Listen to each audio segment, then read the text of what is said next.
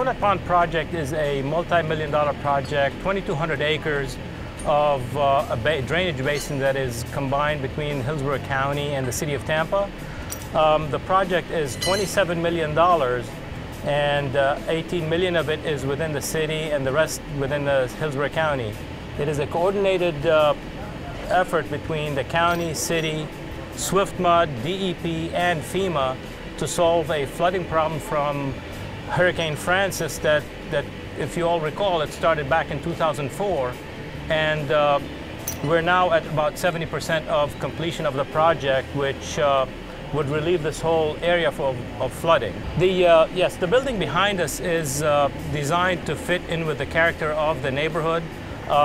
It will be in keeping with the neighborhood so people can drive down here and not feel like there is a pump station being constructed behind their houses, and it will probably most likely increase the value of the neighborhood that we're in. It is designed to have minimal noise effects onto the neighborhood or the neighbors to the rear, and the noise is muffled, and it will be directed upward towards the ceiling, not outward towards the neighborhood. We've completed the Aileen Avenue pump station, and it's also within keeping with the neighborhood, and it is about the same type of design of a pump station. This pump station, as Aileen, is a 100 CFS pump station, which will accommodate the drainage that we receive from Hillsborough County and within the city limits also. The project entails about 1,900 feet of 42-inch force main along 113th Avenue that's behind us, and about 3,900 feet of force main, a 54-inch force main on 30th Street that will connect to a 72-inch pipe from FDOT down to the river. Well, we anticipate minimal flooding issues in this area once the project is complete.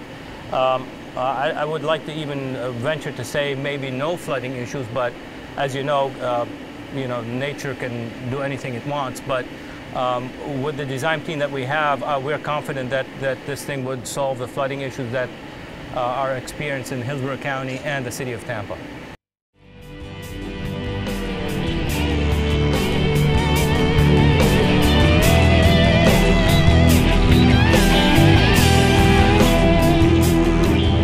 This pump station is located between Fowler Avenue and Bush, right off 30th Street. So Bush Gardens is just southeast of us. We actually mobilized in September of 2012. We're about 70% into the project right now. Anticipate being completed by the end of November.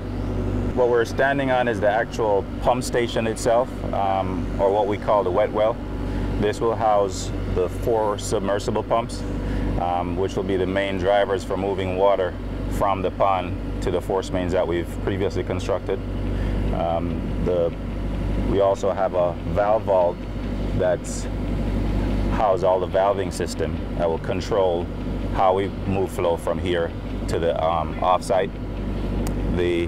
Right behind me at the pond, we'll be building a intake structure that leads into this wet well by a 72-inch reinforced concrete pipe.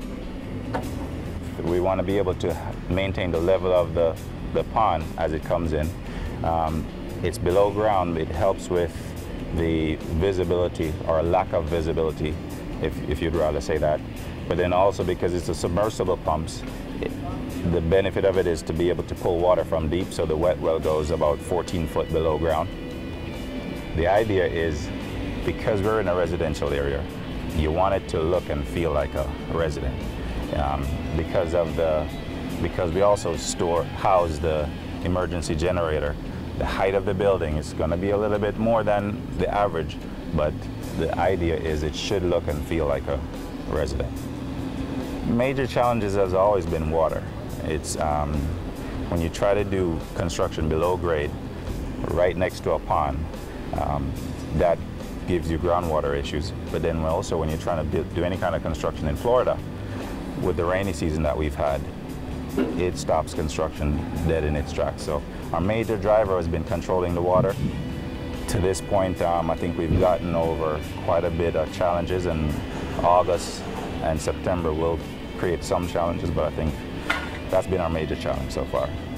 One of the biggest success factors that I've seen with the work that we've been doing for the city of Tampa, if you think about it, we've been putting 42-inch pipes about 14 feet deep going right in front of the driveway of residences. That doesn't happen overnight. So what we've done is, prior to the project starting, we've met with the residents, we've talked to them, tell them what's coming.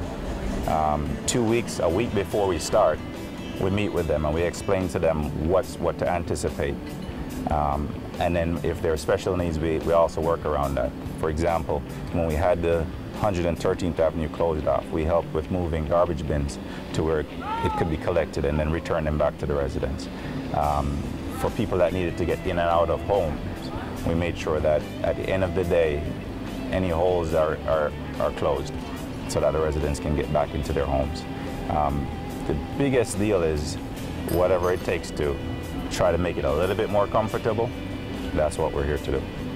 To walk away from here knowing that the pump station will work as it's designed, knowing that at the end of the day, the property will look like a facelift, is just going to be one of those feelings you can't tell what it's going to be like until you do it.